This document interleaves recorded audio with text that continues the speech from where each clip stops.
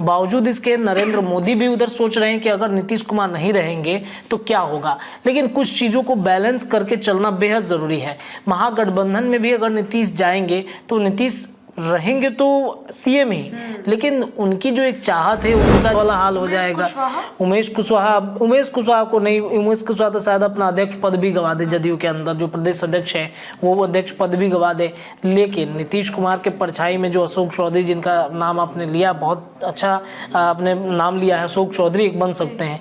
एक जाति कार्ड में ये एक दलित से भी हो सकते हैं। हालांकि 2 दलित को रखना एक तरफ बीजेपी से तो रहेगी, फायदा उठाया जाए, मुकेश सहनी को मना लिया जाए और मलाह का जो वोट बैंक है, अगर मलाह जाति की बातचीत करें तो कुल मिलाकर के बिहार में लगभग 2.60% है, मान के चलिए, हाँ 2.60% है। और हालांकि मुकेश सहनी ये दावा जो कहा जाता है ना कि बैठक और टेबल टॉक जो होता है वो हुआ है, क्योंकि मुकेश सहनी है तो एनडीए गठबंधन के ही साथ है, लेकिन मजबूरन बस वो महागठबंधन में चले गए टिकट ना मिलने की वजह से।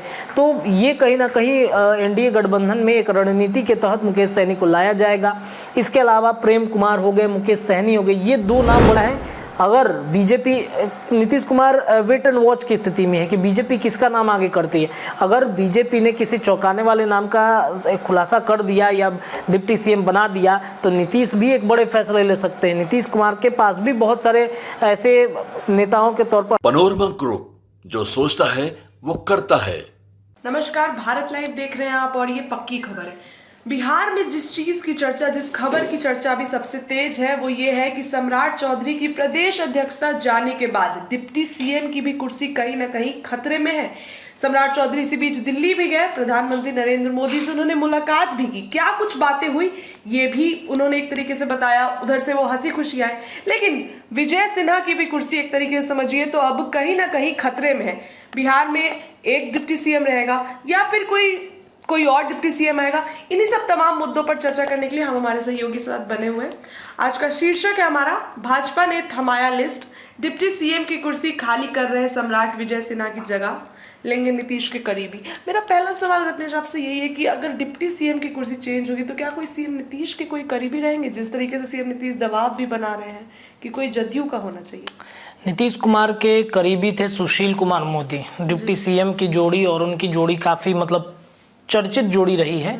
जब से नीतीश कुमार भारतीय जनता पार्टी के साथ गठबंधन करके सरकार बिहार में बनाते आ रहे हैं, 2005 से लगातार सुशील कुमार मोदी को रखा गया।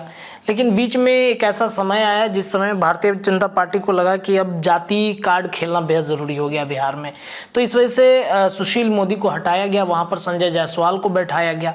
लंबे समय के बाद ये जोड़ी जो है वो टूट गई।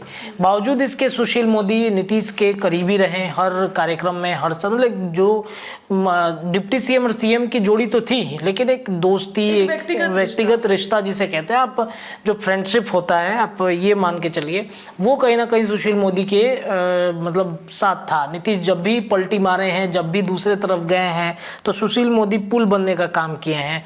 एनडीए गठबंधन में वापसी नीतीश कुमार की बार बार सिर्फ और सिर्फ सुशील मोदी की वजह से होती रही। आज वो इस दुनिया में नहीं है, तो भाई अब कौन विकल्प बनेगा नीतीश के लिए? सुशील मोदी तो है नहीं, तो सुशील मोदी की जगह पर कौन बैठेगा? जो नीतीश, अगर मान लीजिए थोड़ा सा, मतलब एक होता है ना कि हाथी और ऊंट की कहानी आप जानती है ना, कि अगर हाथी सनकता है तो ये ऊंट रहता है, ऊंट कान चबाता है, मतलब शांत करने के लिए। तो हाथी और ऊंट हमेशा साथ साथ चलते रहते हैं। ये उदाहरण के तौर पर मैं समझा रहा हूँ। तो खुशी, नीतीश कुमार को बैलेंस कैसे रखा जाए? अभी भी कई संभावनाएं हैं नीतीश कुमार के महागठबंधन में जाने की। देखिए, सब कुछ टिका हुआ है नीतीश कुमार के ऊपर में। एनडीए का गठबंधन भी अगर देश में चल रहा है तो नीतीश कुमार के 12 सांसदों की वजह से ही चल रहा है, मतलब बैसाखी पे आप इसे कह सकते हैं। क्योंकि जिस तरीके से नीतीश कुमार, अगर मान लीजिए कि 12 सांसद अगर आज नहीं होते नरेंद्र मोदी के साथ में, तो वो अपना बहुमत नहीं छुपाते, उनका आंकड़ा बहुमत का कम हो जाता। और इस वजह से भाई वो भी चाहते हैं कि नीतीश कहीं जाए नहीं, नीतीश एनडीए में ही रहे, 2029 तक हमारे सरकार को चलाना है। हालांकि ये मतलब बहुत रिस्क लग रहा है कि 2029 तक ये सरकार चल पाए, क्योंकि बहुत ऐसी संभावनाएं प्रकट हो रही हैं, बहुत ऐसी संभावनाएं बन रही हैं। ऐसा प्रतीत हो रहा है कि 29 के पहले या फिर 25 के पहले भी सरकार डगमगा सकती है, क्योंकि जिस तरीके से नीतीश कुमार को भले ही विशेष पैकेज मिल गया हो, भले ही विशेष राज के दर्जे पर नीतीश कुमार कुछ बहुत ज्यादा बोल नहीं रहे हैं, लेकिन अंदर ही अंदर एक मन में मतलब बार बार के ये चुभ रहा है कि हमें विशेष राज का दर्जा क्यों नहीं मिलता। आखिरकार नरेंद्र मोदी आते हैं बिहार की राजधानी पटना में, पटना यूनिवर्सिटी के सेंट्रल यूनिवर्सिटी बनाने के दर्जे की मांग वो करते हैं, उस पर भी नरेंद्र मोदी कुछ बोलते नहीं हैं। इसके अलावा कई ऐसे मुद्दे हैं जिनको लेकर के नीतीश कुमार के मन में वो टीस बार बार चुभते रहता है कि मुझे नहीं मिला, नरेंद्र मोदी हमें बार बार अपना सिर्फ फायदा उठवा लेते हैं, हमें कुछ देते नहीं हैं। तो क्यों भाई ऐसा करते हैं, क्यों केंद्र सरकार हमारा फायदा उठा ले रही है? तो ये तमाम प्रक्रिया, ये तमाम चीजें नीतीश कुमार सोचते हैं, मंथन करते हैं। बावजूद इसके नरेंद्र मोदी भी उधर सोच रहे हैं कि अगर नीतीश कुमार नहीं रहेंगे तो क्या होगा। लेकिन कुछ चीजों को बैलेंस करके चलना बेहद जरूरी है। महागठबंधन में भी अगर नीतीश जाएंगे तो नीतीश रहेंगे तो सीएम ही, लेकिन उनकी जो एक चाहत है, उनका जो एक सपना है कि भाई 2014 से वो लगातार इस प्रयास में भिड़े रहे कि हम प्रधानमंत्री बन जाए। इंडिया गठबंधन में जब वो गए थे तब खुद के प्रधानमंत्री के प्रेजेंटेशन के लिए उन्होंने अपने तमाम प्रवक्ताओं को, केसी त्यागी खूब बोलते थे कि नीतीश कुमार ही फुलफिल है प्रधानमंत्री के लिए, वो भी नहीं हुआ। तो नीतीश कुमार मतलब अभी फंसे हुए हैं, मामला मतलब अभी तक कुछ भी क्लियर नहीं है, लेकिन संभावनाएं कहीं ना कहीं कुछ बन रही हैं कि नीतीश अगर उधर चले जाए तो क्या होगा। तो इन तमाम चीज़ों को देखते हुए नरेंद्र मोदी की सरकार ने एक फैसला किया है कि डिप्टी सीएम की कुर्सी में बदलाव कर दिया जाए। डिप्टी सीएम की कुर्सी में बदलाव होगा, वैसे व्यक्ति को बैठाया जाएगा। डिप्टी सीएम की कुर्सी में बदलाव होगा तो कहीं ना कहीं नीतीश के करीबी रहेंगे, जदयू से रहेंगे, इस बात की संभावना है। लेकिन बीजेपी में भी कोई ऐसा व्यक्ति बैठेगा जो नीतीश कुमार से उनकी सामंजस्य बनती रहे, नीतीश और उनके बीच में मतलब अब ऐसा ना हो कि हावी ना हो जाए। विजय सिन्हा तो है ही इसके लिए, विजय सिन्हा है, लेकिन विजय सिन्हा और नीतीश के बीच में तलखियां ज्यादा है ना। विधानसभा के अंदर में भी खूब बहसबाजी हुआ है। जब विजय सिन्हा थे सदन के नेता, सदन में जब विधानसभा के अध्यक्ष थे तो नीतीश कुमार से उनकी जबरदस्त बहस हुई है। और सम्राट से तो पड़ता ही नहीं है नीतीश कुमार का, वो ढो रहे हैं एक तरीके से देखा जाए तो। बट उन्होंने ही बनाया था, उन्होंने बनाया, स्वीकार किया, क्योंकि उस समय नीतीश कुमार को जरूरत था, मतलब गठबंधन में आना था उनको, एनडीए में बने रहना था, और इस वजह से उन्होंने बहुत टीका टिप्पणी नहीं की, उन्होंने बहुत ही ज़्यादा मतलब ये परवाह नहीं किया। उन्होंने कहा कि अभी सब कुछ ठीक ठाक है, मंत्रिमंडल में भी बहुत सारा बदलाव होने वाला है। इसके अलावा आप देखेंगे 2 डिप्टी सीएम की जो चर्चा चल रही है, उन दोनों डिप्टी सीएम में भी बदलाव होने वाला है। तो ऐसे में संभावनाएं ये जताई जा रही हैं कि भारतीय जनता पार्टी एक बड़ा बदलाव करेगी। इसके अलावा कई ऐसे नाम हैं जिन नामों को लिस्ट जो है हम आपको बताएंगे एक एक करके, लेकिन ये जान लेना बेहद जरूरी है कि भारतीय जनता पार्टी जो है वो जातीय कार्ड भी खेलना चाहता है।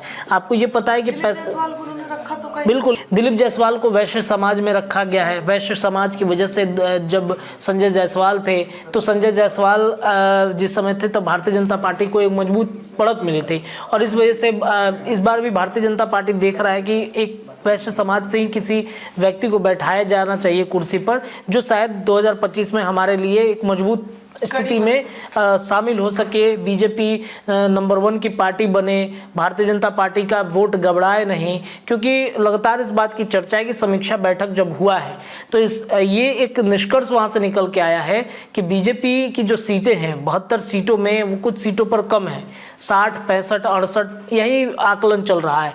वहीं जदयू की अगर बातचीत की जाए तो 72 के 72 सीटों पर है। तो ये सारा आकलन करते हुए बीजेपी ने कई नामों का लिस्ट जो है वो थमाया है। बिहार बीजेपी को भी, जेपी नड्डा को भी मिला है। उनमें सबसे ज़्यादा नाम की चर्चा प्रेम कुमार की चल रही है, जो ईबीसी समाज से आते हैं। और नीतीश और प्रेम कुमार के बीच का जो संबंध है ना, आप देखेंगे एक तरीके से कहा जाए तो सुशील मोदी और नीतीश कुमार की जोड़ी जैसी है, सॉफ्ट कॉर्नर है बिल्कुल। वो चंदन टीका लगाते हैं तो आपने देखा होगा प्रेम कुमार से अपने जदयू के मंत्री का वो टीका लगवा देते हैं। इसका ये इशारा है कि मतलब आप देखिए सबसे बड़ा इशारा क्या मिला, अशोक चौधरी के कंधे पर रखकर सर रखकर नीतीश कुमार दिखते थे। इस बार क्या हुआ है कि इस बार एक कार्यक्रम में गए थे तो प्रेम कुमार और अशोक चौधरी का एक बार फिर से एक दूसरे में सर टकराया गया है। जदयू से अशोक चौधरी रहेंगे, संभावना है, उनके संभावनाएं बन सकती है अशोक चौधरी की। अशोक चौधरी की संभावना है कि वो डिप्टी सीएम परछाई है बिल्कुल। इसके अलावा विजय चौधरी भी हैं, हालांकि विजय चौधरी जब आएंगे तो फिर वही विजय सिन्हा वाला हाल हो जाएगा। उमेश कुशवाहा को नहीं, उमेश कुशवाहा तो शायद अपना अध्यक्ष पद भी गवा दे, जदयू के अंदर जो प्रदेश अध्यक्ष है वो अध्यक्ष पद भी गवा दे। लेकिन नीतीश कुमार के परछाई में जो अशोक चौधरी, जिनका नाम आपने लिया, बहुत अच्छा आपने नाम लिया है, अशोक चौधरी एक बन सकते हैं। एक जाति कार्ड में ये एक दलित से भी हो सकते हैं। हालांकि दो दलित को रखना, एक तरफ बीजेपी से तो रहेंगे, तो ये कहीं ना कहीं मतलब दो दलित को या ईबीसी समाज से दो नेताओं को रखना जाति पर भी असर डाल सकता है कि आने वाले 2025 के चुनाव में भी जाति पर भी कई असर पड़ सकते हैं।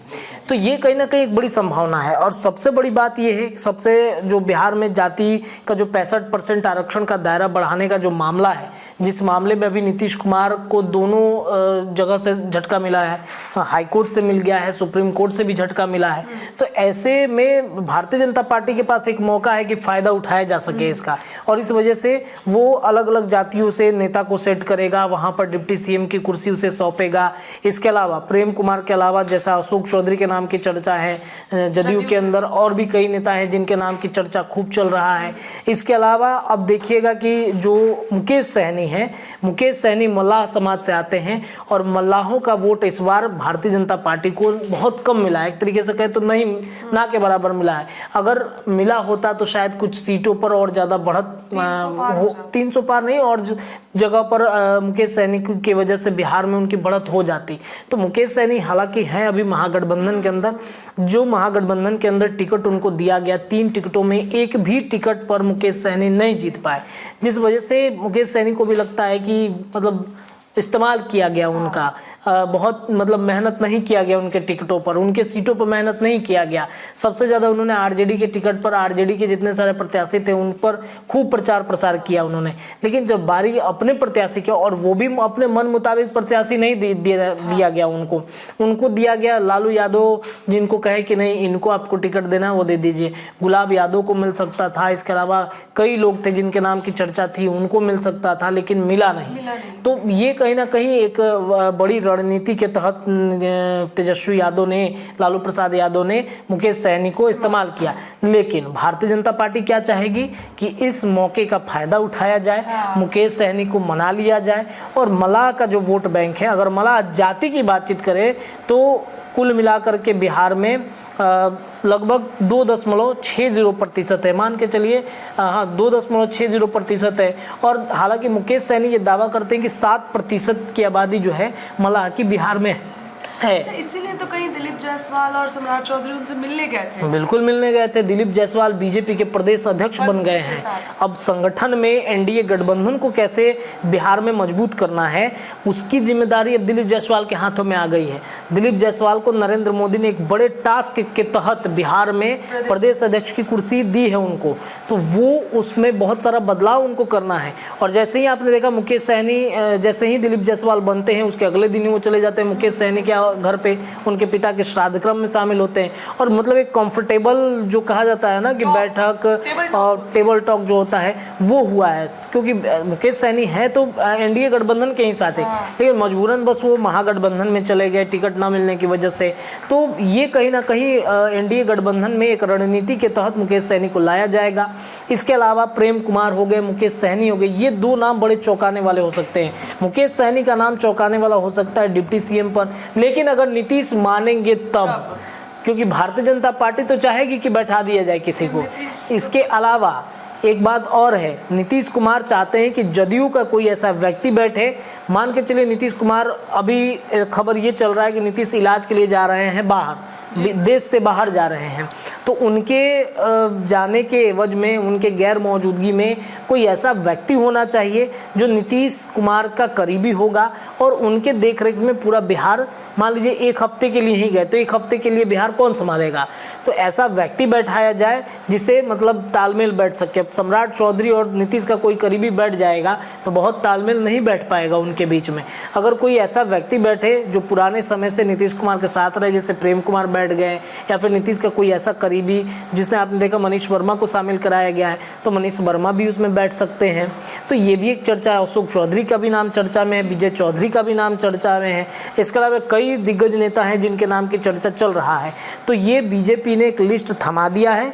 अगर BJP, Nitish Kumar wait and watch की स्थिति में है कि बीजेपी किसका नाम आगे करती है।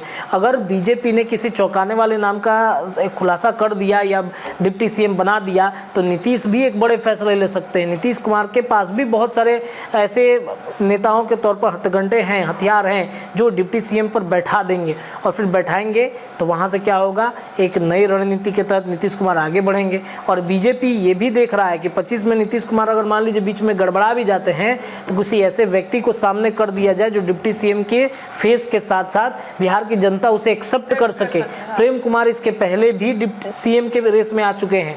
इसके अलावा नित्यानंद राय भी सीएम के रेस में आ चुके हैं। इसके अलावा कई लोग हैं जो सीएम के रेस में हैं। सम्राट चौधरी को भी जब बनाया गया था तो यही सोच के बनाया गया था कि लॉकुश समीकरण जो एक कोर वोट बैंक है एनडीए गठबंधन का, वो वोट बैंक शायद उन पर भरोसा करेगा और भविष्य में हो सकता है कि हम सीएम के चेहरे के रूप में सम्राट चौधरी को प्रेजेंट कर सके।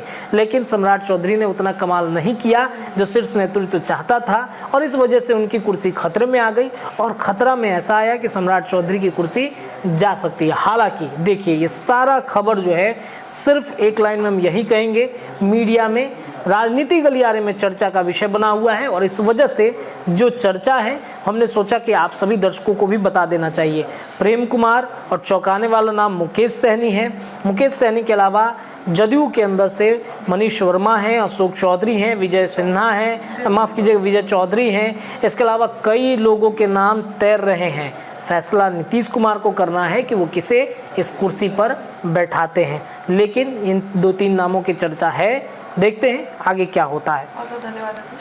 देखिए, डिप्टी सीएम की कुर्सी किसके हाथ में जाएगी, जदयू की तरफ से कौन होगा, भाजपा की तरफ से कौन होगा, ये तो देखने वाली बात रहेगी। लेकिन फिलहाल अभी दोनों डिप्टी सीएम की कुर्सी खतरे में नजर आ रही है। फिलहाल पक्की खबर में इतना ही। बने रहिए भारत लाइव के साथ। बहुत बहुत धन्यवाद। पनोरमा ग्रुप, जो सोचता है वो करता है। अगर ये वीडियो पसंद आई और वह बिहार के राजनीति और बिहारियत से सरोकार रखेनी तो सब्सक्राइब बटन दबा के चैनल के सब्सक्राइब कर ली।